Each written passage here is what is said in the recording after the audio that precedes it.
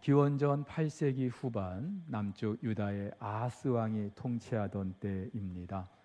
북쪽의 아수르가 점점 그 세력을 남쪽으로 확장해 오자 북쪽의 아람 그리고 북이스라엘 두 왕이 동맹을 하면서 그 아수르의 세력을 대적해 보려고 합니다.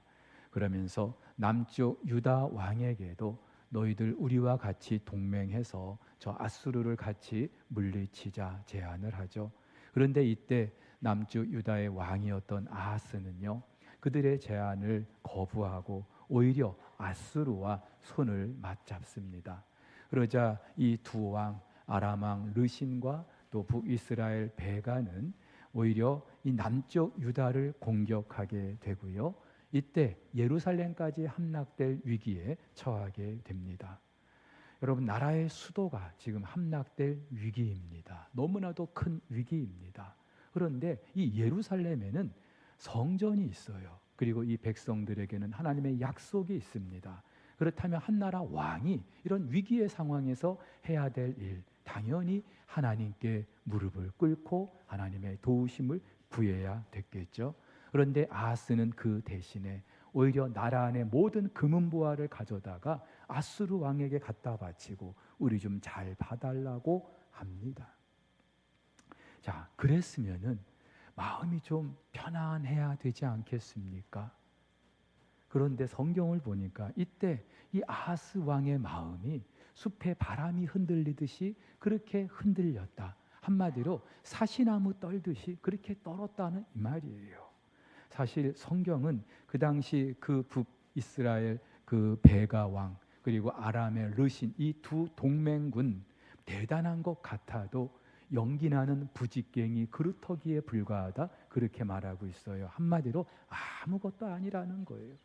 그런데도 왜 이 아하스는 그처럼 그 아수르 왕에게 모든 걸 다 갖다 바치면서 미리 손을 써놨는데도 이렇게 그 마음에 불안함으로 가득해 있는 걸까요? 여러분, 하나님이 안 계시기 때문입니다. 우리도 마찬가지예요.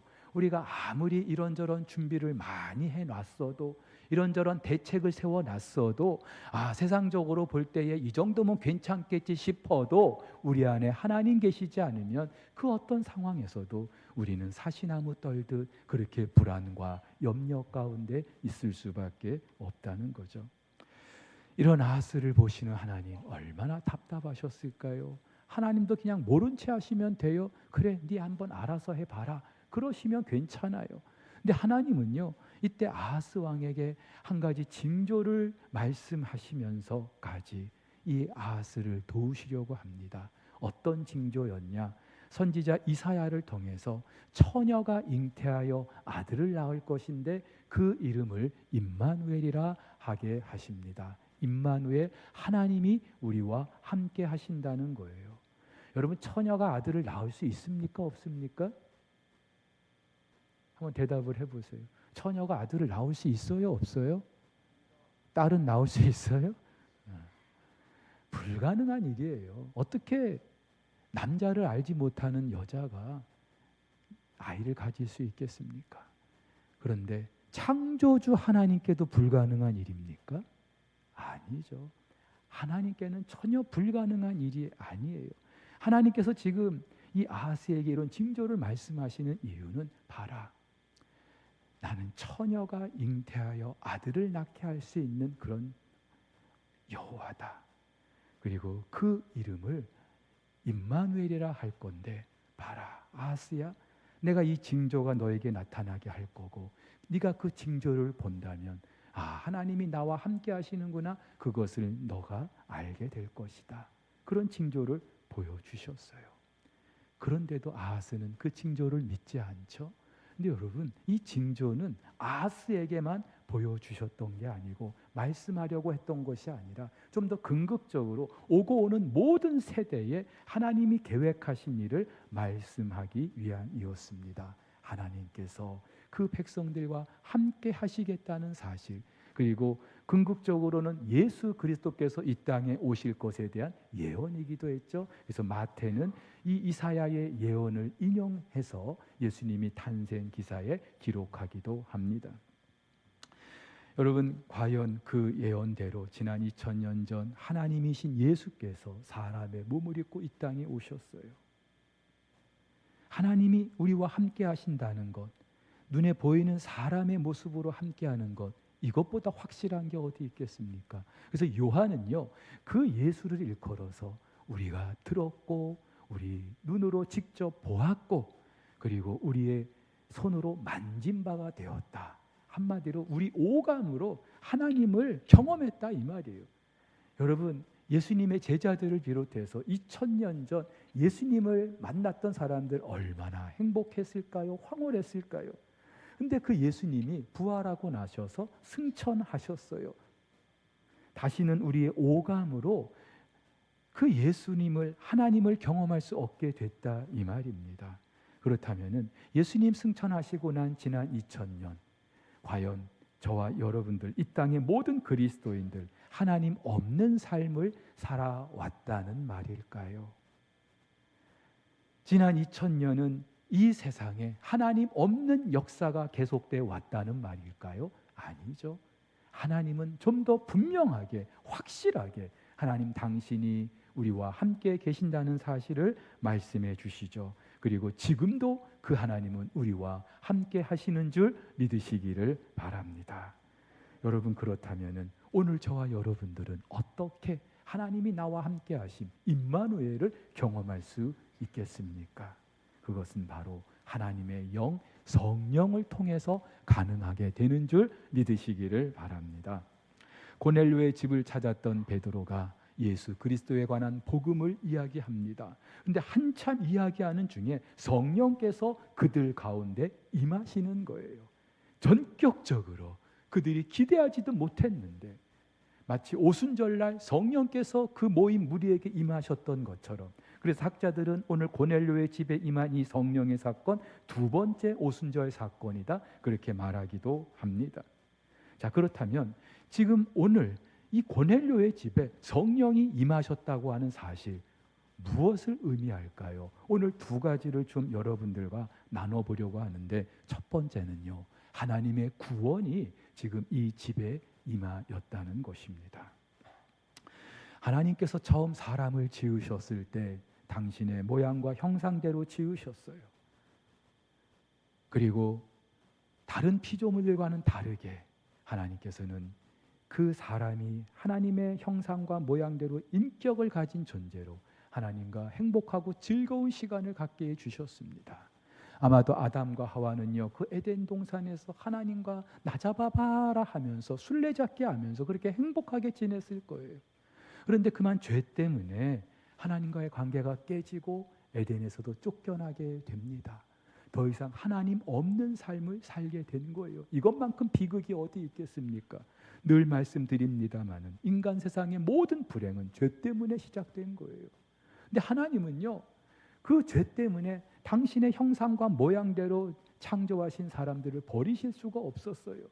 그래서 이후에도 하나님께서 그들과 함께해 주시는데 그 대표적인 것이 하나님의 영으로 그들과 함께해 주십니다. 근데 여러분, 이 구약 성경을 여러분들이 읽다 보면은 하나님의 영이 또는 성령이 누군가에게 임하였다라고 하는 표현을 종종 접할 수 있는데, 구약 시대에는 이 하나님의 영이 모두에게 임했던 것이 아니라 특정한 사람들에게만, 그리고 특정한 그 기간 동안에만, 그리고 특정한 어떤 일을 위해서만 하나님의 영이 그들과 함께 하셨어요. 그래서 여러분 잘 아시는 이스라엘의 초대 왕이었던 사울, 그가 왕위에 등극할 때는 하나님의 영이 그와 함께 하셨습니다마는 그 어느 순간 하나님의 영이 그를 떠나면서 비극적으로 삶을 마무리하지 않습니까? 근데 여러분, 이렇게 구약에 하나님의 영이 그들과 함께 하셨다는 것은 장차 하나님 당신께서 그 백성들과 함께 해 주실 것을 미리 보여주시는 거였어요. 그래서 하나님께서는 선지자들을 통하여서 당신의 백성과 함께 해 주실 것을 예언하게 하시죠. 가장 대표적으로 요엘 선지자. 여호와의 날에 말세에 내가 내 영을 만민에게 부어줄 것이라고 예언하게 하셨고, 그 예언 그대로 성령께서 오순절날 임하셨던 것입니다. 자, 그런데 여러분, 하나님의 영이 우리와 함께 우리 가운데 임한다라고 하는 이 사건은 신학적으로 하나님께서 우리를 구원하셨다라고 하는 그런 의미이기도 해요. 창세전에 하나님은 저와 여러분들을 택하셨어요. 구원받을 자를 미리 택하셨어요. 그리고 그렇게 택하신 사람들은 반드시 때가 되어 불러주십니다. 내가 아무리 거부해도 하나님은 반드시 우리를 불러주셔요.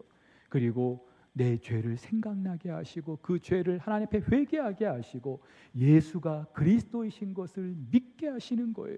전에는 안 믿어졌어요. 그런데 어느 순간부터 믿어지는 거예요. 이 모든 건 누가 하시는 일입니까? 성령께서 하시는 일이에요. 성령께서 저와 여러분들을 구원하시기 위하여 이렇게 역사하고 계시는 줄 믿으시기를 바랍니다. 그런데 내가 원해서 되는 것이 아니라고 했죠. 하나님께서 전격적으로 우리에게 선물로 주시는 거예요. 그래서 사도행전을 보면은 이 성령을 일컬어 하나님의 선물이라고 종종 표현합니다. 오늘 44절도 우리말로는 성령 이렇게 한 단어만 돼 있습니다만은 헬라어 성경에는요, 거룩한 영의 선물이다, 그렇게 표현하고 있어요. 자, 여기서 우리는 몇 가지 놀라운 진리를 깨닫게 됩니다.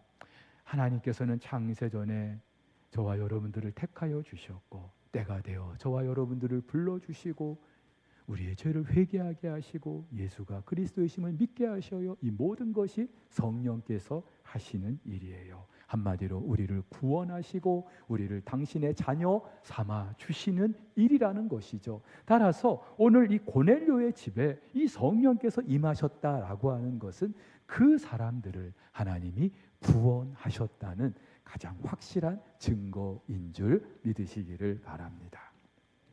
자, 그런데요, 성령께서 우리 가운데 임하신다라고 하는 것은 그것과 함께 좀 더 궁극적인 이유가 있어요.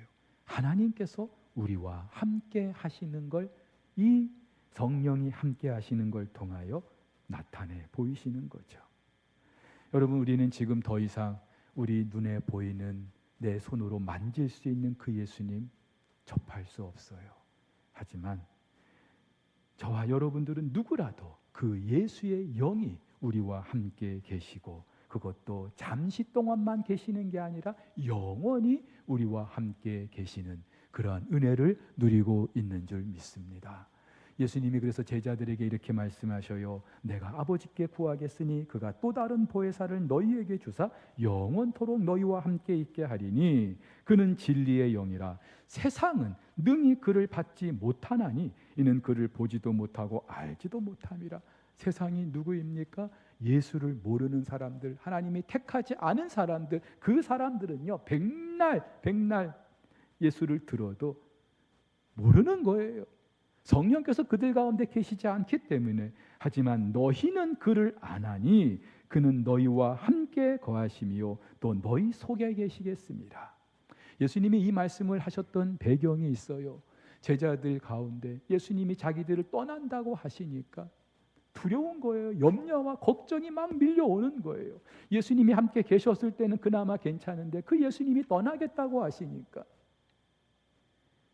그런데 예수님께서는 얘들아 걱정하지 마. 나는 떠나지만 내가 또 다른 보혜사를 너희에게 보내줄 거야. 또 다른 보혜사. 이 보혜사라는 말 헬라어로 파라클레토스라고 하는데요, 우리말로 번역하면 변호자 또는 대언자라고 말할 수 있어요. 그래서 우리 성경에서도 보혜사라는 말로 이렇게 번역을 했는데 지킬보, 은혜해, 스승사. 다시 말해서 우리를 늘 지켜주시고 은혜를 베풀어 주시는 우리의 스승 되시는 분이 성령님이라는 말이죠. 자, 근데 그 성령께서 일시적으로만이 아니라 영원토록 우리와 함께 계시겠다고 해요. 그래서 예수님은 제자들에게 얘들아 내가 너희를 고아처럼 내버려 두지 않을 거야.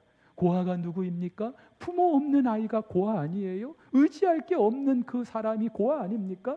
그러니까는 육신적으로 부모가 없어야만 고아가 아니라 이 세상에 의지할 데 없는 인생은요 누구라도 다 고아인 거예요. 저와 여러분들이 아무리 뭐 대단한 힘이 있고 돈이 있고 권세가 있어도 그 무엇 하나 내게 도움이 되지 못한다면 우리는 다 고아인 거예요. 그런데 예수님은요, 내가 너희를 고아처럼 내버려 두지 않을 거야. 왜? 또 다른 보혜사를 너희에게 보낼 것이기 때문에. 또 다른 보혜사라는 말은요, 이미 앞선 보혜사가 있었다는 말이죠. 누구예요? 예수님 당신이에요. 근데 예수님 당신과 똑같은 권세와 영광과 능력을 가지신 성령님을 너희에게 보내줄 거라고 예수님께서 말씀하고 계시는 거예요. 여러분, 예수님은 시간과 공간의 제한을 받으신 삶을 사셨어요. 그러나 예수님이 보내시는 또 다른 보혜사는 더 이상 시간과 공간에 얽매이지 않고 하나님 당신의 백성들과 언제라도 어디서라도 함께 하시는 줄 믿습니다. 이걸 보여주신 예가 있죠. 부활하신 예수님께서 제자들보다 먼저 갈릴리에 가셨어요. 그러면서 예수님 부활하셨다는 소식을 들었는데도 여전히 그 마음에 절망과 실망에 빠져서 실패한 인생인 것처럼 그렇게 있던 그 제자들을 찾아가 주셔서 떡과 또 물고기를 구워 주시고, 그리고 그들을 다시 일으켜 주시고 사명을 주시는 그 예수님, 오늘 저와 여러분들에게도 정말로 인생의 그 갈릴리 바다를 찾아오셔서 실망하고 실패하고 좌절하고 넘어져 있고 이런저런 염려와 걱정으로 시달리고 있는 저와 여러분들을 찾아와 주셔서 우리 성령께서 저와 여러분들을 다시 일으켜 세워주시고 사명을 허락해 주시는 줄 믿으시기를 바랍니다. 사랑하는 우리 성도 여러분, 그 성령께서 지금도 우리와 함께 하신다는 거예요. 여러분, 성경에서 하나님이 여러 가지 약속을 주셨습니다. 그런데 그 중에 제일 많이 하셨던 약속이 뭔지 아세요? 뭔지 아세요? 내가 너와 함께 할 거야. 창세기부터 요한계시록까지 내가 너와 함께 할 거야. 아브라함에게, 이삭에게, 야곱에게, 요셉에게, 모세에게, 여호수아에게, 다윗에게, 그리고 신약에 들어가서 많은 사도들에게, 지금도 우리 하나님께서는 우리에게 분명히 말씀하고 계십니다. 내가 너와 함께 한단다.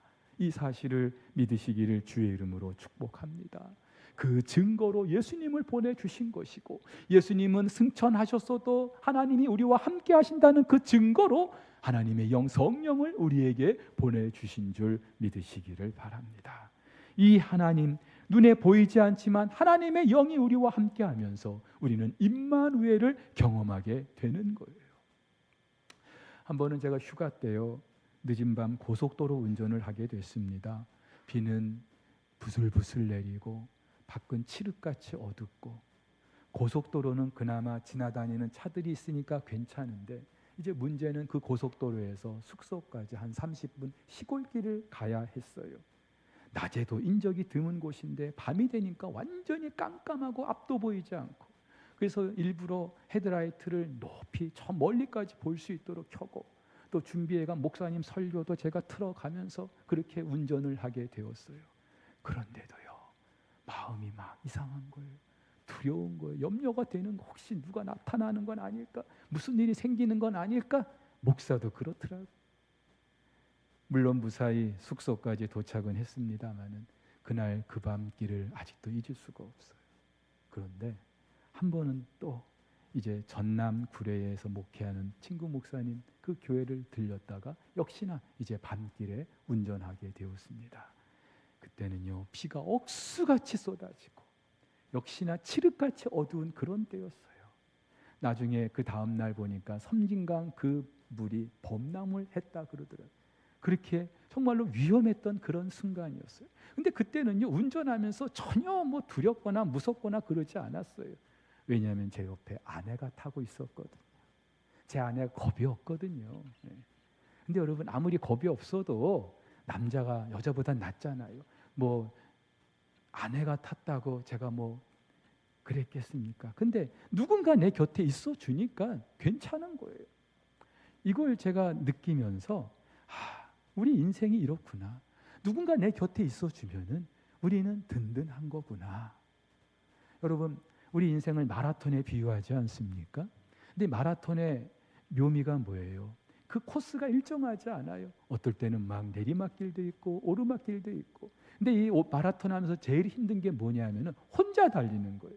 자기와 싸우는 거예요. 물론 함께 뛰는 선수들이 많이 있어요. 근데 그들은 동반자가 아니에요. 경쟁자이지 동반자가 아니에요. 근데 누군가 내 옆에 같이 뛰어준다면 그것보다 힘이 되는 게 어디 있겠습니까? 실제로요, 그 케냐의 수도 나이로비에서 큰 마라톤 대회가 열린 적이 있어요. 케냐는 고원지대잖아요. 산소가 희박한 곳이기 때문에 정상 그 선수들도 이 마라톤 하기가 쉽지 않은 곳인데 이 대회에 한 시각장애인이 참석을 합니다. 여러분, 정상인 선수도 쉽지 않은 그 코스를 어떻게 시각장애인이 뛸 수 있겠습니까? 그래서인지 그 시각장애인의 완주 기록은 4시간 45분. 정상 선수들에 비하면 한참 뒤처지는 기록이죠. 하지만 그가 시각장애인이었다는 사실을 생각해 보면은요, 이야기가 달라지는 거예요. 근데 어떻게 정상인도 아닌데 시각장애인이 그 42.195km를 완주했다는 것도 대단하지 않습니까? 어떻게 이런 일이 있었을 수 있을까요? 그 옆에서 함께 뛰어주었던 도우미가 있었어요. 팔과 팔을 끈으로 묶어서 그 42.195km를 같이 달린 거예요. 그러면서 지금 어느 과정을 지나고 있고 앞으로 또 어떤 그런 코스가 예정돼 있다. 쉬지 않고 이야기를 해준 거예요. 그래서 그 42.195km를 달렸던 거죠. 제가 그 기사를 접하면서 야, 이 사람은 그냥 42.195km만 달린 게 아니라 인생의 동반자였네. 그런 생각을 해봤어요. 사랑하는 성도 여러분, 여러분에게는 지금 주변에 이런 분이 있습니까? 함께 뛰어줄, 그 어떤 상황에서도 함께 달려줄 그런 사람이 있습니까? 그런데 없어도 괜찮아요. 있어도요, 언젠가 또 우리 곁을 떠날 수도 있어요. 그런데 영원히 우리 곁을 떠나지 않으면서 영원히 우리와 함께 하시는 분이 계시는데 그분이 바로 하나님의 영 성령이신 줄 믿으시기를 바랍니다. 그 성령님이 함께 계시면은요, 좁은 길을 걸어도 밤낮 기뻐할 수 있는 줄 믿으시기를 바랍니다. 자, 그렇다면은 그 성령께서 나와 함께 하신다는 이 사실 우리가 어떻게 확인하고 경험할 수 있겠어요? 두 가지를 좀 말씀드릴 텐데, 하나는 공동체 안에서, 오늘 그렇게 고넬료의 집에 성령이 임하게 되자 베드로가 이렇게 말하죠. 이 사람들이 우리와 같이 성령을 받았으니 누가 능히 물로 세례 베풀물 그 말이요 하고 명하여 예수 그리스도의 이름으로 세례를 베풀라 하니라. 여기서 말하는 세례는 물 세례를 말하죠. 우리 교회에서도 1년에 2차례 세례식이 있습니다마는 그때 제가 물로 세례를 베풀어요. 이 세례를 말하는 거예요. 자, 그렇다면 왜 베드로는 그 성령 받은 그들에게 세례를 베풀려고 했던 걸까요? 그렇죠? 이들이 성령이 임하심으로 말미암아 구원받았다고 하는 그 사실을 분명히 증거하고 나타내기 위함이었습니다. 지금 이 고넬료의 집에는요, 베드로만 간 게 아니라 욥바에서 다른 유대인들도 함께 갔어요. 근데 그들은요, 성령은 적어도 자기 같은 유대인들에게만 임하는 줄로 알고 있었거든요. 그런데 보세요, 이방인 집에도 성령이 임한다는 사실을 그들이 직접 목격한 거예요. 그러자 베드로는 봐라, 성령께서 여기도 임하시지 않았느냐, 이들도 구원을 받지 않았느냐, 이들도 하나님의 백성이 되지 않았느냐 하면서 세례를 베풀게 했던 것이죠. 그렇다고 착각하지 마세요. 우리가 세례를 받아야만 구원받았다, 세례를 받아야만 성령을 받았다, 아니에요. 내가 성령 받고 예수를 주로 고백하고 구원받은 이 사실을 공동체 안에서 함께 공유하고 또 확인하기 위한 것이지 그것 때문에 내가 구원받은 건 아니거든요. 자, 그렇다면 이제 우리 개인적으로 나는 이 구원받았다는 사실, 성령이 나와 함께 하신다는 사실을 우리가 어떻게 경험할 수 있겠어요? 오늘 그 집에 성령이 임하자 나타났던 현상이 두 가지가 있죠. 방언을 말하는 거예요.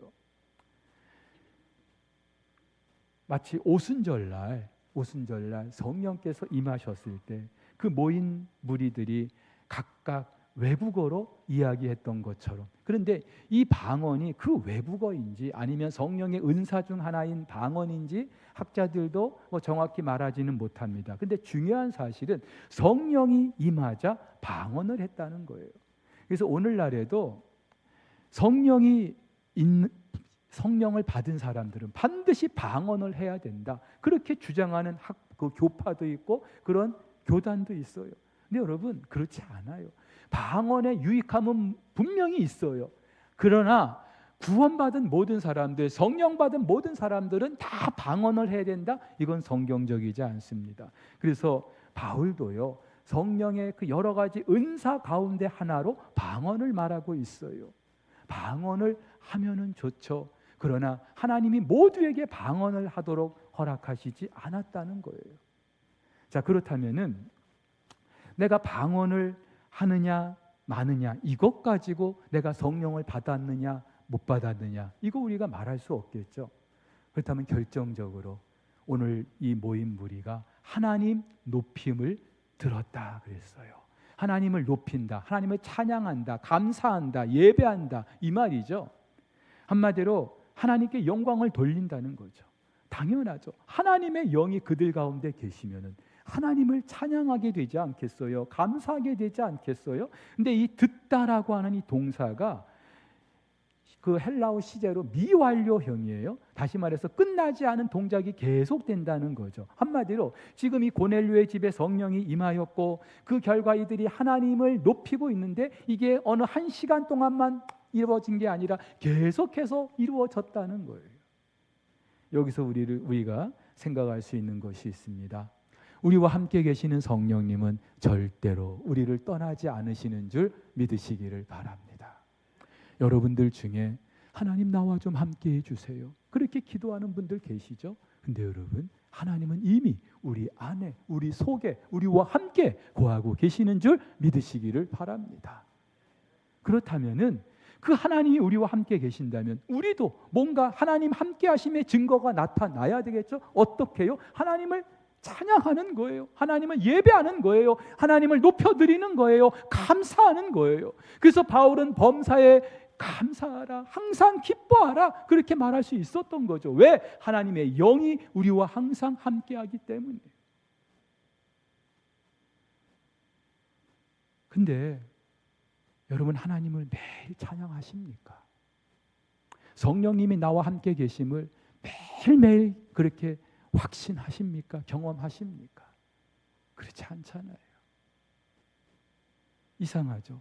하나님은 우리와 함께 하신다고 하셨고, 우리와 함께 하시는 하나님은 우리를 절대 떠나지 않으신다고 하셨는데, 막상 내 삶 속에서는 그 하나님을 전혀 느끼지 못하고 있다면 이게 뭐가 잘못된 걸까요? 하나님이 잘못하신 겁니까? 우리가 잘못한 겁니까? 여러분, 잘 들으세요.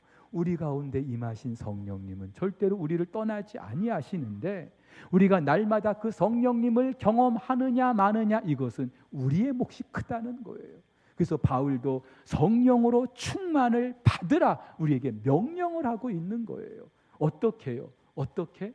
하나님의 말씀을 읽고 듣고 기도하는 자리에서 우리는 하나님의 영, 성령을 경험하게 되는 줄 믿으시기를 바랍니다. 여러분, 오늘 보세요. 그렇게 성령을 받은 이 고넬료 베드로에게 우리에게 며칠 더 머물러 주십시오 청하고 있어요. 왜 그랬을까요? 은혜에 보답하기 위해서 그랬을까요? 아니에요. 이들이 지금 말씀을 듣는 자리에 성령이 임하셨기 때문에 그 성령의 임하시는 그 상황을, 그 느낌을, 그 감정을, 그리고 그 하나님의 그 함께 하심을 계속해서 경험하고 싶었던 거예요. 언제요? 말씀을 듣는 자리에서. 부끄럽지만 목사도요, 마음이 힘들고 괴롭고 염려와 걱정으로 때로는 밤을 꼴딱 새기도 하고요, 무슨 일이 생겨서, 안 좋은 일이 생겨서 그렇게 정말로 늘 전전긍긍할 때도 있어요. 목사인데도. 이상하죠? 하나님의 영이 나와 함께 하시는데도 왜 그럴까요? 그래서 제가요, 그럴 때마다 목숨 걸고 하는 게 있어요. 말씀 앞에 엎드리는 거예요. 말씀을 듣고 읽고, 그리고 기도의 자리에 엎드리는 거예요. 밤에 잠을 이루지 못하면요, 그냥 그 자리에 일어나서 꿇어 앉아요. 하나님 도와주세요, 도와주세요. 왜요? 그 말씀과 기도의 자리에서 하나님의 성령을 우리가 경험할 수 있기 때문인 줄 믿습니다. 그렇게 깊이 기도하다 보면은요, 우리 찬양의 가사처럼 세상과 나는 간 곳 없고 구속한 주만 우리가 경험하게 되는 줄 믿습니다. 사랑하는 우리 성도 여러분, 상황이 바뀌고 환경이 달라지기를 기도하지 마세요. 그것은 그냥 잠시뿐이에요. 그러나 그 상황이 어떻든 내가 얽매이지 않고 항상 하나님을 찬양할 수 있는 것, 감사할 수 있는 것, 말씀과 기도의 자리에서 하나님을 경험할 때인 줄 믿으시기를 바랍니다. 그래서요, 내일부터 시작하는 이 2주간의 특별 새벽 기도회 너무너무 중요해요. 지금 연말인데 여러분들 평안하십니까? 행복하십니까? 아무 걱정 없습니까? 그러면 괜찮아요. 그런 분은 안 오셔도 괜찮아요. 그런데 조금이라도 내 마음이 불편함이 있고 걱정이 있고 염려가 있고 어떻게 해요? 어떻게 해요? 다른 도리가 없어요. 말씀과 기도의 자리에서 우리와 함께 하시는 그 성령님을 경험해야만 우리는 그 모든 상황들을 이겨낼 수 있는 줄 믿으시기를 바랍니다. 이런 은혜가 오늘 모두에게 임할 수 있기를 주님의 이름으로 축복합니다. 축복합니다.